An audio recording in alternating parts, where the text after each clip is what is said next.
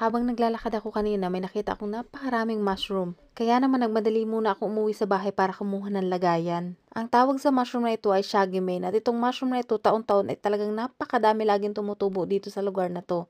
Ang mushroom na ito ay napakalasa kaya bagay na bagay talaga sa mga sinabaw. Pwede rin itong i-dry gawing powder at ihalo sa mga sauce.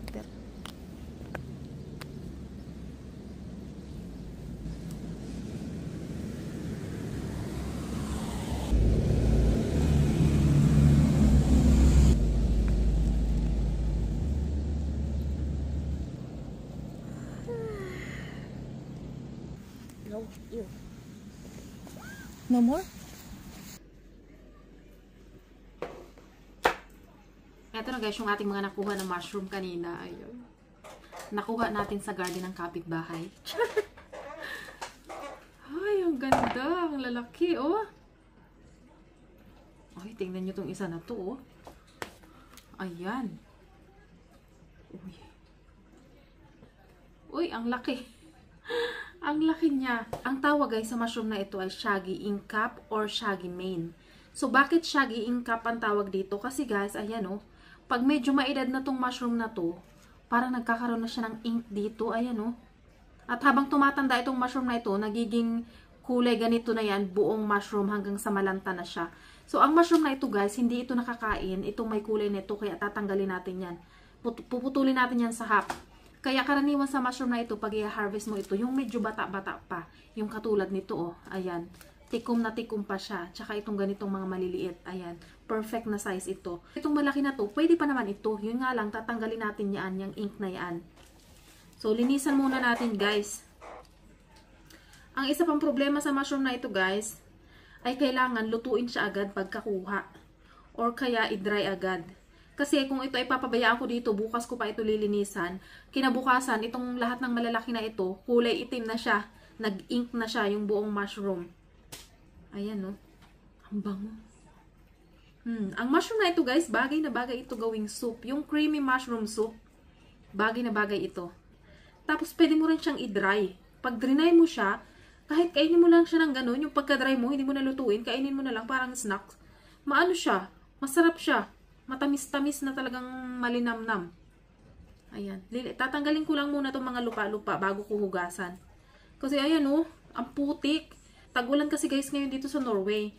At malapit na mag-winter. So, pag ganitong season talaga, itong ganitong klaseng mushroom, naglalabasan na siya. Ayan, oh. Ang malas ko nga lang kasi, itong mushroom na ito, laging lumalabas dun sa garden ng kapitbahay ko. Yung nadadaanan namin dun sa baba. Wala siya sa garden ko kung doon siya lagi lumalabas taon-taon.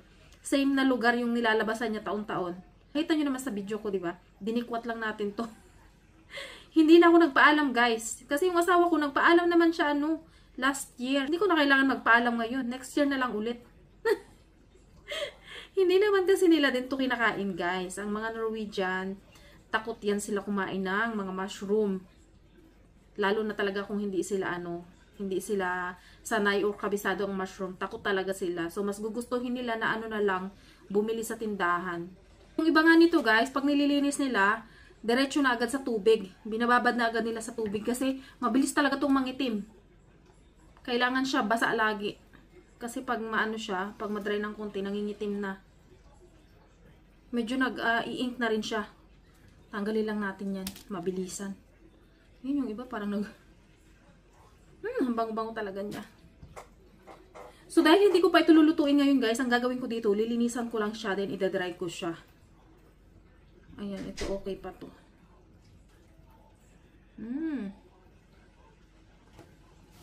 Ang dami. Grabe, ang dami. Ayan, oh.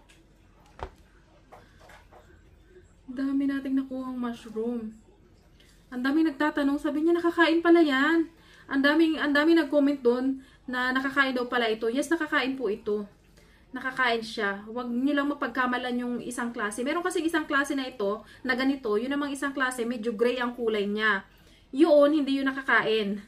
Pero ito, itong kulay puti siya, nakakain ito. Basta tingnan nyo lang yung itsura niya. Ganyan ang itsura niya, oh. Ayan. Pag maliit pa, ganito ang itsura niya.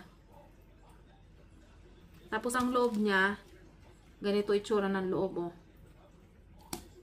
Ayan. Ang mga nagma-mushroom picking guys, depende kung anong gusto namin kuning mushroom, yun yung lugar na target namin. Ang mga mushroom kasi guys, iba-iba ang mga lugar na gusto nilang tubuan. Katulad nito, gusto nito sa mga yung mga plain lang na damo, sa mga park, mga tabing kalsada, medyo mabatong lugar. Ito yung gusto niyang tubuan. Pag naman ang gusto mong kunin ay mga porcine, ay sa ilalim ka ng kakahuyan pupunta, sa mga ilalim ng mga pine tree, yung mga ganon, mga malalaking kahoy. Pero wag yung masyadong moss o kaya yung matataas ang damo. Pero pag ang gusto mo naman kunin ay yung mga chanterelle, ayun ang chanterelle medyo ano siya, iba-iba yung tinutubuan niya. Tumutubo siya minsan tumutubo din siya sa mga lugar kung saan tumutubo yung mga blueberry, minsan naman sa yung mga ilalim lang ng kakahuyan na lupa lang. So medyo iba-iba yung tinutubuan niya.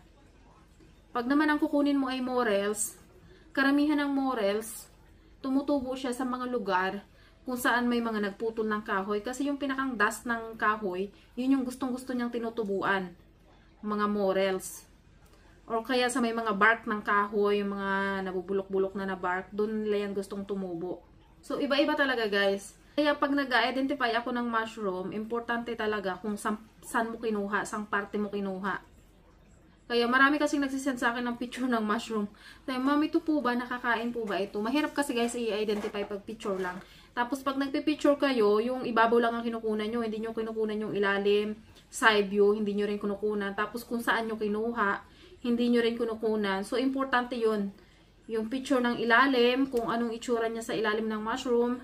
Tapos yung ibabaw, yung gilid. Tapos kung saan parte nyo kinuha, kung anong itsura ng kakahuyan, or kung sa gilid ng kalsada, or kung saan. Importante yun pag mag-identify ka ng mushroom.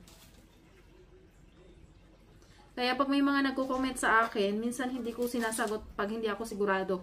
Kasi maaring malabo yung picture nila or hindi masyadong kumpleto yung detail na binibigay nila. Kasi mahirap na mamaya magsabi ako nakakain tapos kainin nila. Nako, delikado talaga. At pagkatapos ko nang tanggalin yung mga lupa-lupa ng ating mushroom, hinugasan ko naman siya sa tubig para talagang malinis at matanggal yung mga putik-putik.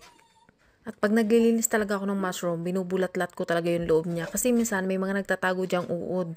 Lalo na pag ang kinukuha kong mushroom ay yung chanterelle at saka yung porcine at saka yung iba pa, yun yung kadalasan maraming uod or kaya merong slag sa loob.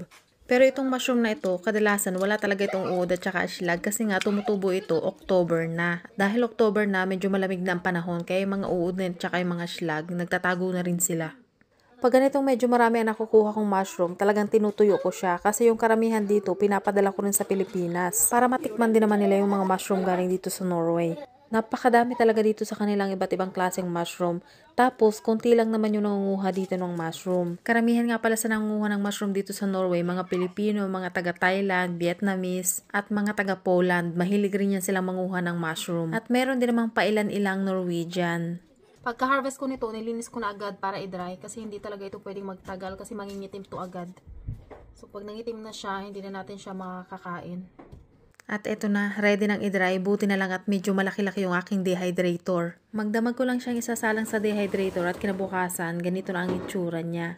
Ayan, sobrang tuyong-tuyo na siya. Pwede mo na itong papakin ng ganito lang or kaya gawin mong powder at ilagay mo sa mga sauce or pwede mong ihalo rin sa mga sinabaw. At napakasarap din itong pampalasa.